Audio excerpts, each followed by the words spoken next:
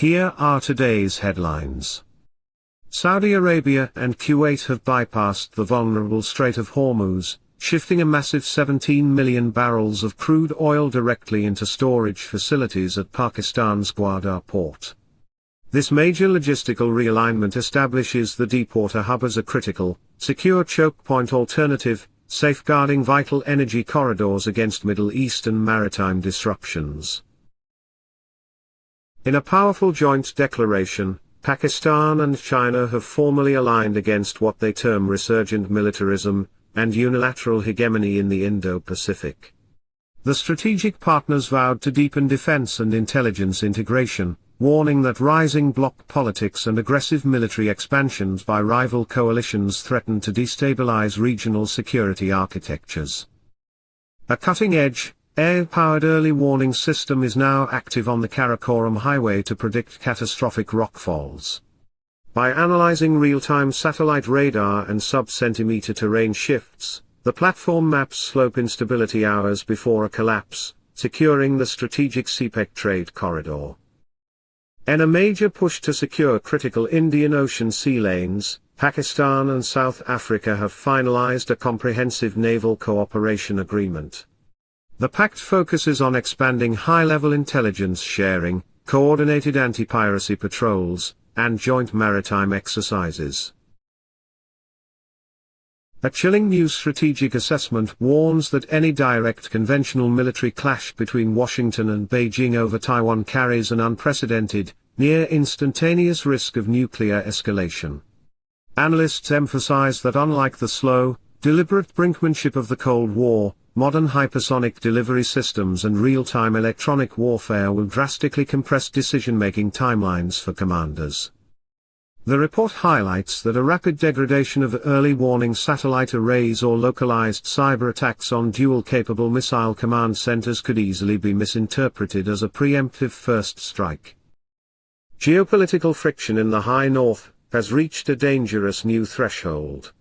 Moscow has officially warned Helsinki of severe, direct military retaliation if Finland permits NATO to deploy advanced strike assets or long-range reconnaissance units on its territory.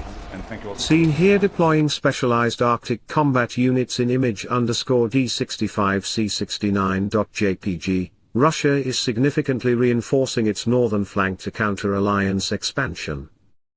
Kremlin officials explicitly cautioned that any Finnish airbase hosting Western fighter integration or surveillance operations immediately transitions from a sovereign installation into a high-priority, pre-targeted combat zone for Russian tactical missile batteries.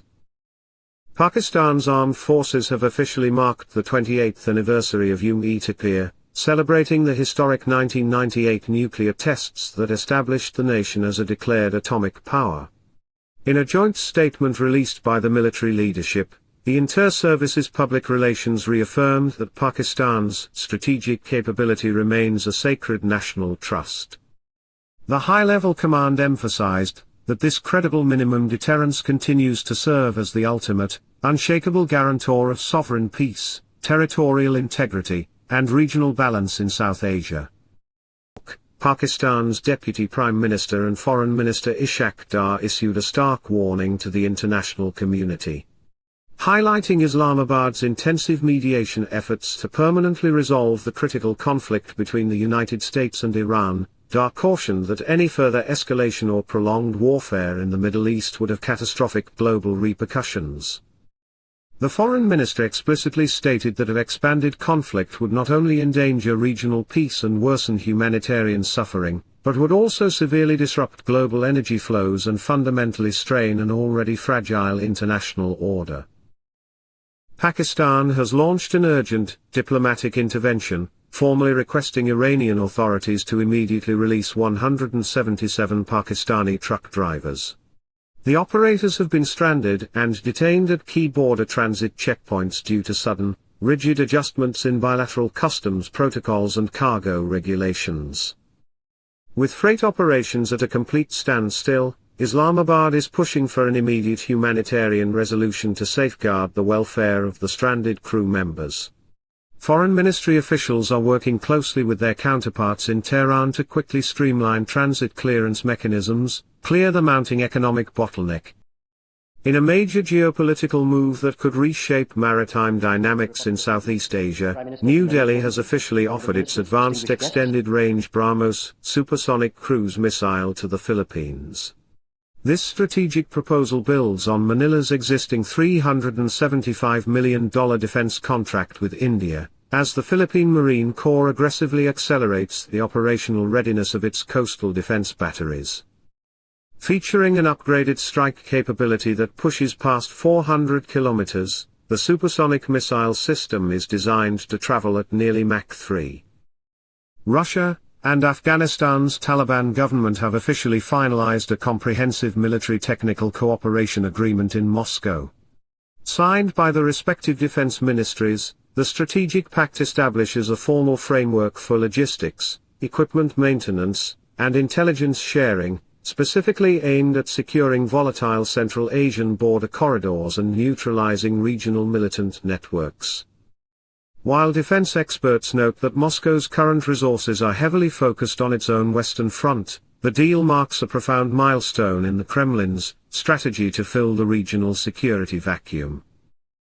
Pakistan's Space and Upper Atmosphere Research Commission, SUPARCO, has achieved a groundbreaking milestone in sustainable aerospace engineering by successfully test-firing a sounding rocket powered entirely by an innovative eco-propellant. Developed in collaboration with domestic research institutes, this experimental solid-state fuel was synthesized using processed biomass and chemically refined used cooking oil collected from local urban centers. Engineering telemetry from the test site confirms that the bio-derived propellant met all critical operational benchmarks, delivering a highly stable burn rate, and structural pressure metrics matching conventional petroleum-based compounds. Pakistan and Kenya have formally entered a new era of defense diplomacy, signing a landmark Air Force cooperation agreement aimed at strengthening security ties across the Indian Ocean rim. Executed by senior defense officials from both nations, the bilateral accord establishes a comprehensive framework for advanced pilot training, technical capacity building, and joint counterterrorism tactical exercises.